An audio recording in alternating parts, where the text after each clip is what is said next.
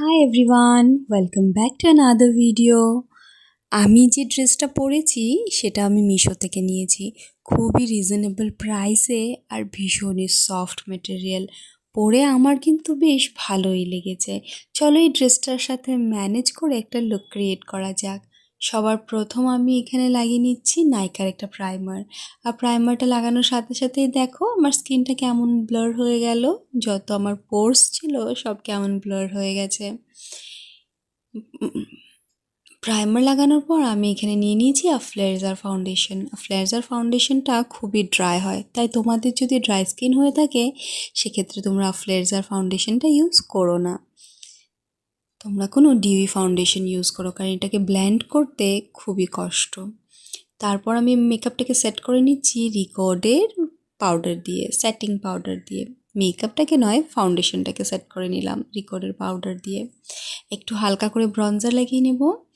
আর এখানে আমি পিএসির bronzer use করছি।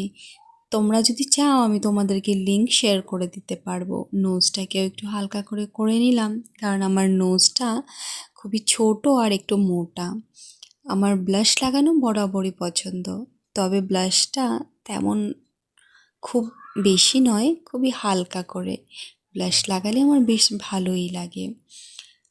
হাইলাইটারের থেকেও আমি ব্লাশটা পছন্দ করি। তারপর আমি এখানে নিয়ে নিলাম ম্যাজিকের হাইলাইটার। যেমন বলেছি, হাইলাইটার আমার তেমন খুব একটা পছন্দ নয়, কারণ হাইলাইটারের থেকে ব্লাশটাই আমার বেশি পছন্দ। খুবই হালকা করে হাইলাইটার লাগাবো আমি, খুব চাঙ্কি আমার পছন্দ নয়।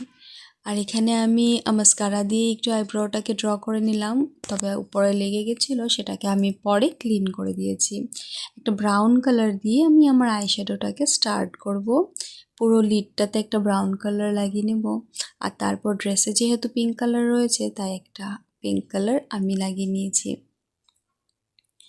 সেম কালার দিয়ে আমি লোয়ার লাইনেও একটু করে ব্লেন্ড করে নেব, যাতে করে একটা ব্যালেন্স লুক ক্রিয়েট হয়। মানে উপরে লাগিয়েছি নিচে লাগাইনি তেমন যাতে বোঝা না যায়।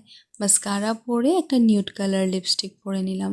নিউড কালার লিপস্টিক আজকাল সবারই বেশ পছন্দ। একটা ছোট্ট করে টিপ পরে নিলাম, আর ড্রেসের সঙ্গে ম্যাচিং করে একটা ইয়াররিংও পরে নিলাম। তবে আমার এই লুকটা অলমোস্ট কমপ্লিট হয়েই গেল।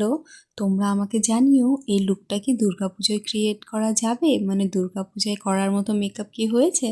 আশা করি এর থেকে বেশি মেকআপ তো কেউ করি না, আর কমই করেই বেরোই। আমি তো তেমন করি না, বাইরে বেরোলে আমি খুবই কম মেকআপ করি, খুবই মিনিমাল মেকআপ করি।